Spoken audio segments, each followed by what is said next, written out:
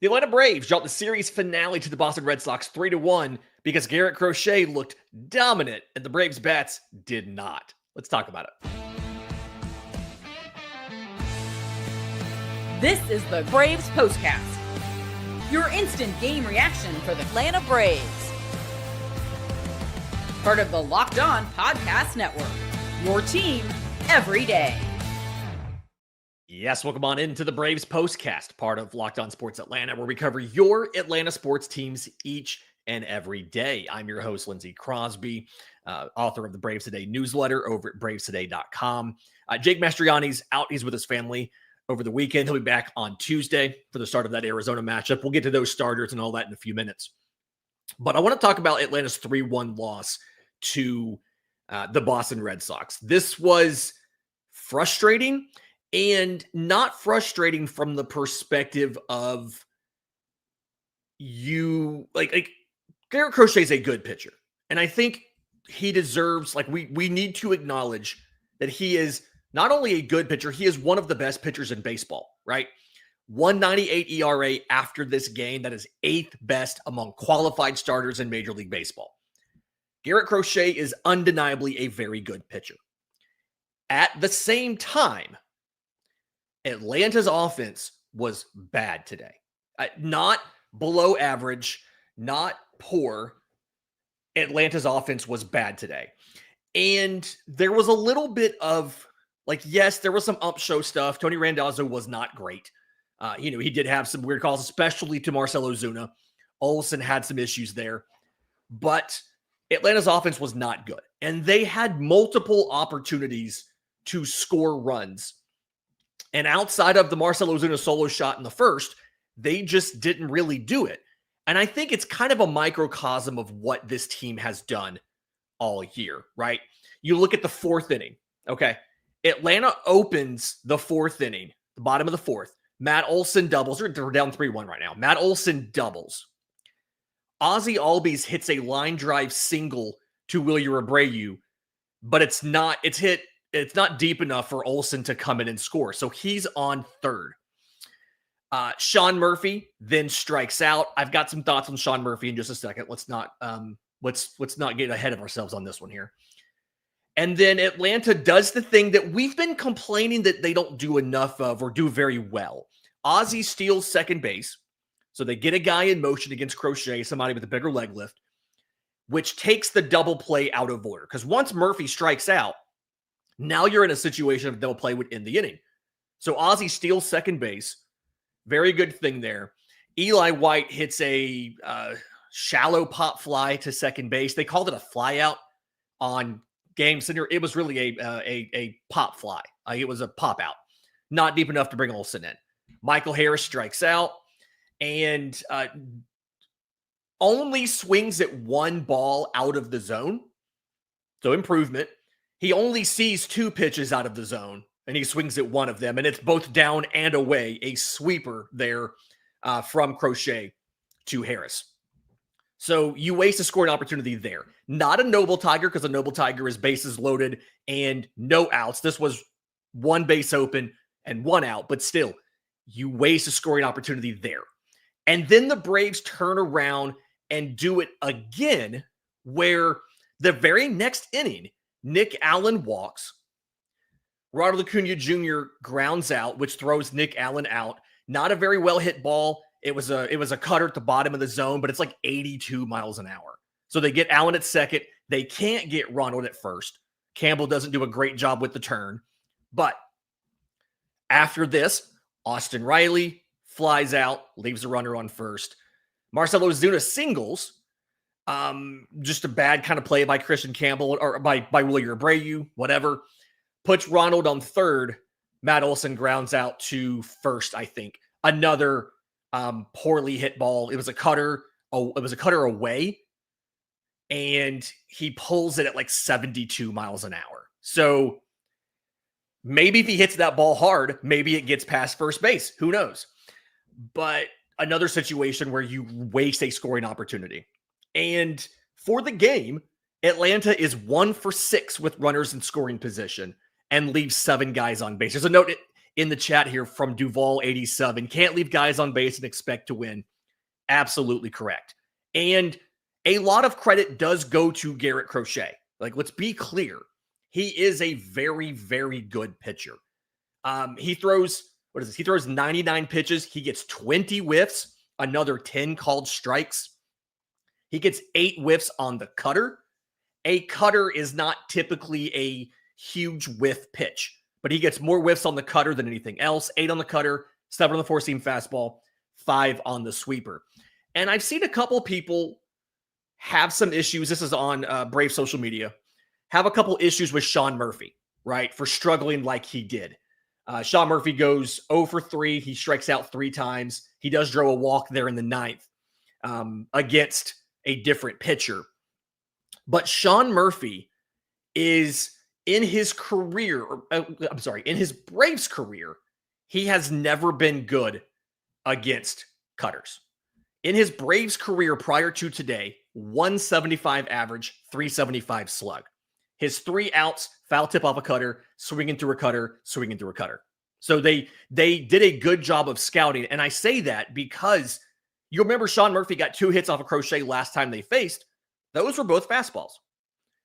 The Braves as a team don't seem to be very, very good against cutters. This is obviously, you see that today. They struggle. We have had a couple, there's been some really poor performances from guys who had been hot for a good portion of the year. It is about time to have the conversation about if you want to contend, you've got to figure out something for left field, right?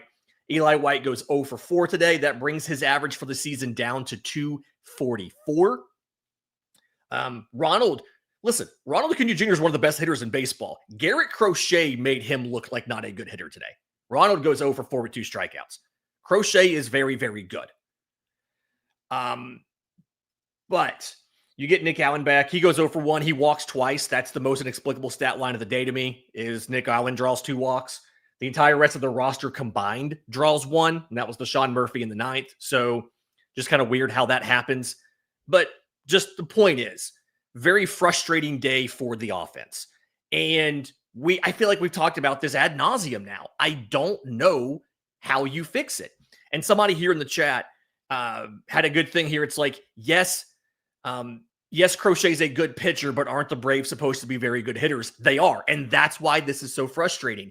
And they've hit very good pitchers this year. Opening series, they gave Michael King some fits. They gave Dylan Cease some fits. They have hit very good pitchers this year.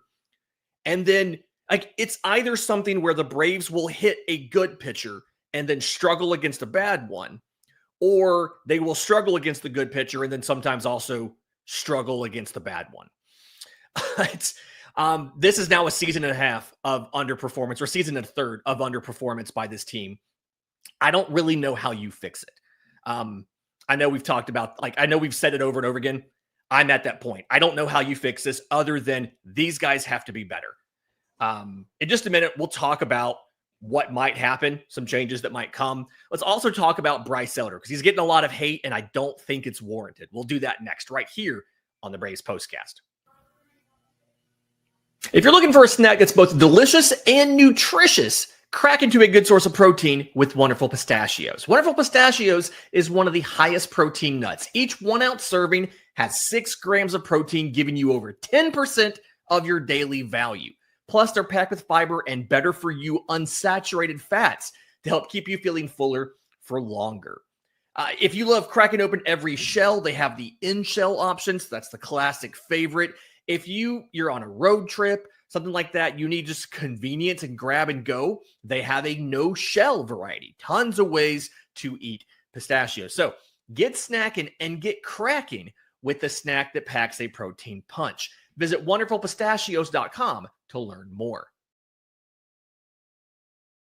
Shout out to everybody who loves the pistachio ad there. I want to, real quick, somebody asked in here, I think it was Steven in the chat, how come Jake gets every other weekend off and you're here every post game? Jake's job is officially Locked On Braves. My job is the Postcast. Jake's actually not required to be on the Postcast, and most team shows, the team host does not come and do the postcast as well. Jake just loves talking Braves and loves you guys, and we're friends. And so he comes on to do the postcast. Sometimes he's available. He's busy with family, so he's not on here. My job is to do the postcast. His job is to do Locked On Braves. So I'm incredibly grateful every time that I have him here to talk Braves with me. Jake's insights are fantastic, but I just kind of wanted to explain because somebody asked. He's not required to be on all of them. He just chooses to because he loves you guys and wants to talk about it. Okay. I noticed that Bryce Elder gets a little bit of hate. And I thought that today he was fine, right? Bryce Elder was not great by any stretch of the imagination. Okay. Bryce Elder goes 5 1/3 innings, 6 hits, 3 runs, 3 walks, 4 strikeouts. But the first inning was obviously the big problem for Bryce Elder. When you go back and you kind of pull this, he gets a ground out of Jarren Duran to start the game off. Raffy Devers doubles. I am so tired of seeing that dude play against the Braves. We are done with him for the season now. Elder rebounds to get a strikeout, but from there, single, walk, bases clearing double, and then he gets a ground out. Okay. After the first inning, he only allows 3 hits and 2 walks the entire rest of the way. All 4 runs of this game were scored in the first inning. The difference in Garrett Crochet and Bryce Elder is Elder allowed 3, Crochet allowed 1. Crochet struck out 12, Elder struck out 4. And a lot of people were frustrated about, 1, that Bryce Elder was starting, period, and that 2, he gave up the 3 runs. 5 innings, 3 runs. Listen, that is the job of a 5th starter. When Bryce Elder left this game in the 6th inning, Atlanta was still in this game. They could have come back and won. That is the most that you can realistically ask of a 5th starter. And I do think there are some people who saw how good he was in 2023, the first half of the year, right? The all-star selection, and kind of got this idea of who Bryce Elder is, when we clearly saw down the stretch then and last year, he's not that guy. But Bryce Elder did enough to win this game. Enyel De Los Santos comes out. He looks really good. He gets a strikeout. He gets his 2 outs. You then turn around. Aaron Bummer covers 2 innings, 1 hit, 5 strikeouts. This is the Aaron Bummer that we've been talking about. This is the Aaron Bummer that we've been seeing and that a lot of the advanced numbers say he should be. And for some reason, it hasn't translated now for more than a season. It hasn't translated on the field. This is that version of Aaron Bummer. He looked pretty dominant. Again, 5 strikeouts in 2 innings, 1 hit, and he only threw under 30 pitches to do it. So looked very good. Raisel Iglesias gets the 9th. It did not matter. He got 2 strikeouts, non-save situation. There you go. But this all comes back, and I've seen a couple people in the chat agreeing with me on this. This all comes back to the offense, right? Bryce Elder took the loss in this one because he was the pitcher on record when the winning run scored. But Bryce Elder did not lose Atlanta this game. The Atlanta Braves offense lost the game because, again, 1 for 6 with runners in scoring position. They left 7 on base, and 3 different players left runners in scoring position with 2 outs. That is why the Braves lost this game. And when you look at the standings, I haven't checked to see if every other early game is finished or not. But as of right now, time of this live stream, the Braves are 27-31. They are behind the Washington Nationals. The Braves are 9.5 games back. The Washington Nationals are 8.5 games back. So you're a game behind Washington. You are 3 games ahead of the Miami Marlins. They are 12.5 games back. And there were people early this year who were saying the Braves were going to finish in last place. And I thought that was a little bit of crazy talk. And I don't think until just 20 seconds ago, I realized Atlanta's 3 games back of Miami for last place in the division. We've talked about this before. The schedule's about to get a lot harder, right? You already had to face, you faced Philly. This is a tough stretch of the schedule. Atlanta has to do more. Some of these guys, like the entire offense, just about everybody has to do more. Michael Harris has to do more. He has to at least put the ball in play when there's runners in scoring position. And if they don't, this is going to be a very long season. Do us a favor. If you're listening to this show on audio, leave a 5-star review, Apple, Spotify, YouTube Music. If you're watching on YouTube, subscribe to both Locked On Braves and Locked On Sports Atlanta. Hit the notification bell so you know when we go live. I tried to manifest a win today. It didn't work. We're going to do that again. We're going to try that again for the upcoming series against the Braves. Against the Arizona Diamondbacks. That is something where you get Spencer Strider pitching on Tuesday. He will face off against Zach Gallen. Chris Sale versus Merrill Kelly on Wednesday. Brandon Pfaadt versus Grant Holmes on Thursday. Brandon Pfaadt just didn't get out of the first inning last night. Didn't record an out. Allowed, I think, 16 Nationals to come to the plate in the first inning. So Atlanta has the pitching lined up to counter the strength of the Diamondbacks, to take down Zach Gallen with Spencer Strider. Merrill Kelly's not as good as Chris Sale. Grant Holmes, I think, is equivalent to Brandon Pfaadt right now. The Braves are lined up for this series. We'll see what happens. Until next time, I'm Lindsay Crosby. This has been the Braves Postcast.